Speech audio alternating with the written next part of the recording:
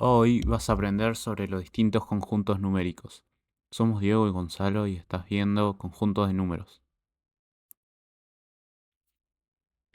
Comenzaremos con el conjunto de los números naturales.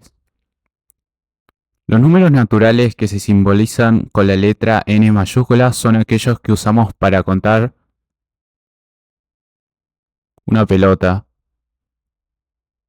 dos autos, tres lápices, etc.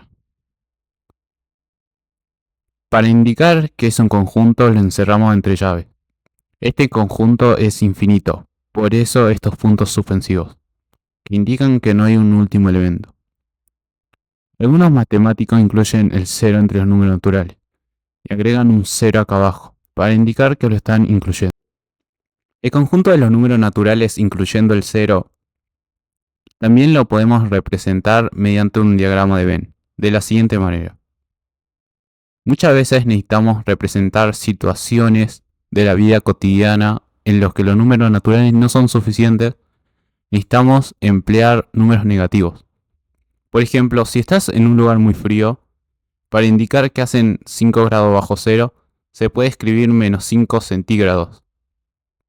Para indicar fechas antes de Cristo, por ejemplo, el año de nacimiento de Pitágoras, que se cree que fue aproximadamente en el año 560 antes de Cristo, o dicho de otra manera, en el año menos 560 si lo ubicamos en una línea de tiempo histórica.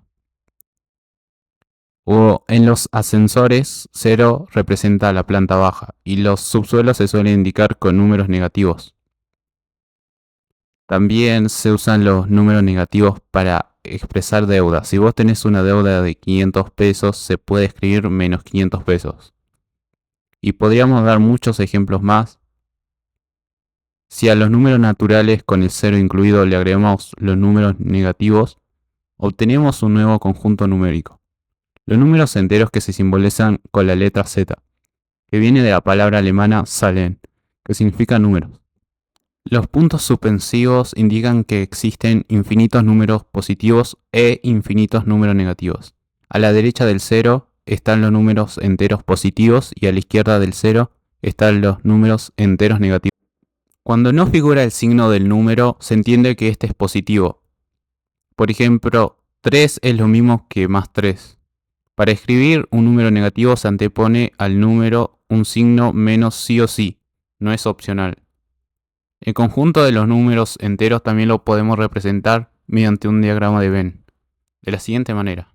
Fíjense que el conjunto de los números naturales con el 0 está incluido en el conjunto de los números enteros. Es decir, el conjunto de los números enteros está conformado por los números naturales o enteros positivos, 0 y los enteros negativos. Muchas veces necesitamos representar situaciones de la vida cotidiana donde los números enteros no son suficientes. Necesitamos emplear fracciones.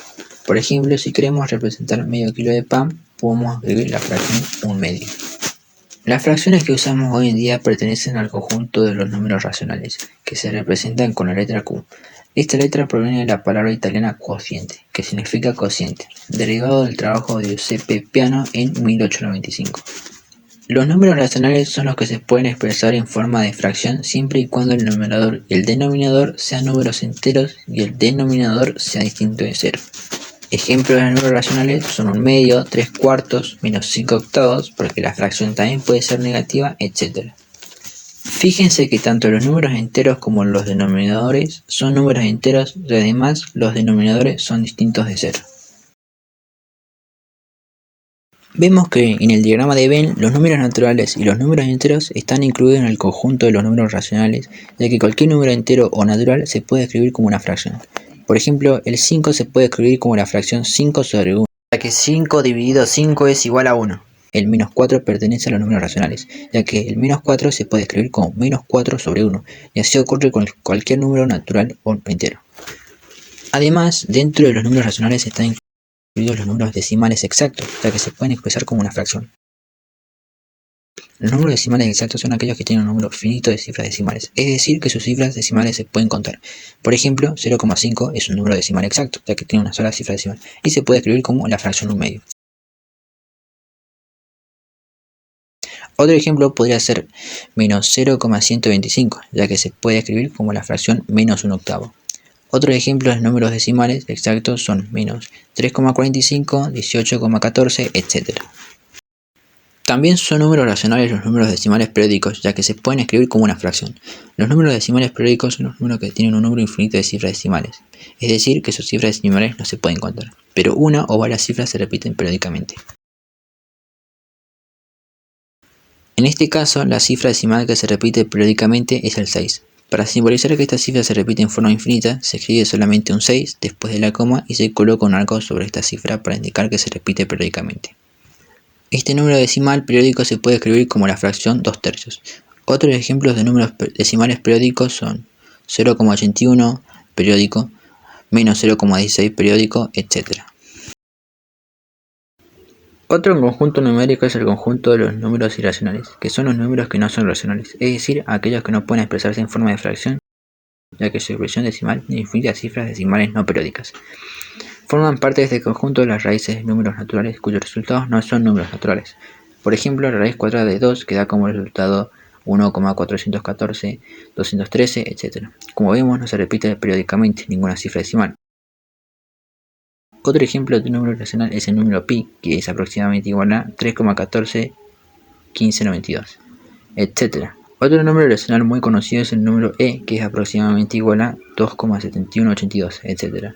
El conjunto de los números racionales y el conjunto de los números irracionales son conjuntos disjuntos, es decir, un número que pertenece al conjunto de los números racionales nunca va a pertenecer al conjunto de los números irracionales, y viceversa.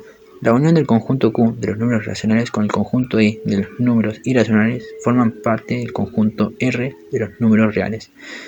Como tarea te proponemos que completes el siguiente cuadro.